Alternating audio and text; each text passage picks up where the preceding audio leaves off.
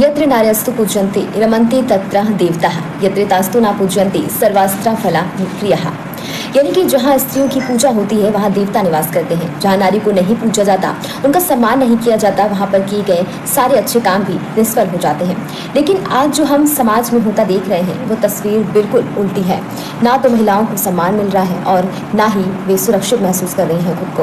उन्हें या तो घर की इज्जत बनाकर चारदीवारी में कैद कर रखा है या फिर पतिव्रता धर्म के नाम पर पुरुषों की यातनाएं सहना उनका धर्म बताया गया है। लेकिन जब महिलाएं अपनी बेड़ियां तोड़कर चारदीवारी से बाहर आई थी तो हमने उन्हें सुरक्षित घर वापस नहीं जाने दिया।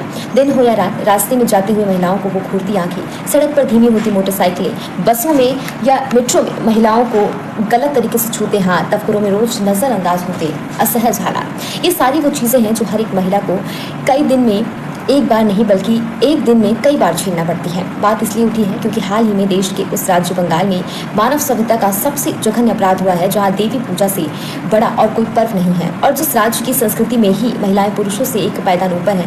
बंगाल की राजधानी कोलकाता में एक जूनियर महिला डॉक्टर के साथ रेप कर बेरहमी से उसकी हत्या कर दी गई। इस घटना के बाद महिला सुरक्षा पर फिर सवाल खड़े हो गए हैं। बलात्कार जैसे अपराध पर जितना जरूरी बोलना है उतना ही जरूरी है इससे बचाव के तरीके भी सीखना। हैमर स्ट्राइक का इस्तेमाल आप तब कर सकते हैं जब खतरा आपके सामने तक आ पहुंचे। आप अपने बैग में पड़ी गाड़ी, स्कूटी या घर की चाबी को हथियार के तौर पर इस्तेमाल कर सकती हैं। इसमें पहला तो है कि अपने पल्लू या ड्रेस के किसी भी हिस्से में जिसमें आप चाबी बांधकर उसे पेंडुलम की तरह घुमाकर हमलावर के चेहरे पर वार कर सकती हैं। सेंसिटिव पार्ट्स पर अटैक करें। जी हाँ, हमलावर के सेंसिटिव पार्ट्स जैसे आँखें, नाक, गला, कान, कमर, दोनों पैरों के बीच में ज्यादा ताकत के साथ हाथ या पैर से प्रहार करें। बिल्कुल घबराएं नहीं, अपनी आवाज़ का भी इस्तेमाल करें। हमलावर को डराने के लिए जोर जोर से चिल्लाएं। ओपन हैंड स्ट्राइक, अपने हाथ या मुक्के से आप हमलावर की नाक या गले को नुकसान पहुंचा सकते हैं। हाथ से अपनी कलाई को मोड़े, हमलावर की नाक पर निशाना लगाएं। नाक के ऊपर की ओर वार करें या हमलावर की ठोड़ी के नीचे या गले के ऊपर की ओर वार करें। इसके बाद अपने हाथ को जल्दी से पीछे खींचने से हमलावर के सिर को ऊपर और पीछे धकेलने में मदद मिलेगी। इससे हमलावर पीछे की ओर लड़खड़ाएगा जिससे आप उसकी पकड़ से बच जाएंगी।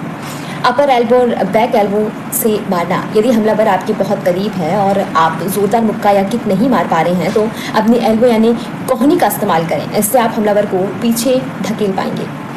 ग्रोइंग किक, जी हाँ, ये किक सेल्फ डिफेंस के लिए सबसे बेहतर मानी जाती है। अगर हमलावर आगे से अटैक कर रहा है तो आप इस किक का इस्तेमाल कर सकती हैं।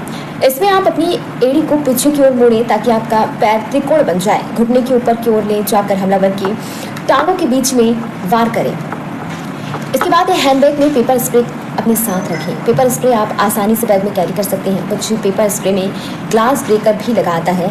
इसके इस्तेमाल से सामने वाले की आँखों में और रेस्पिरेटर सिस्टम में तेज जलन होने लगती है। इसके इस्तेमाल से ही छींकें और खांसी आना शुरू हो जाती है जिससे आपको बचकर निकलने का समय मिल जाएगा।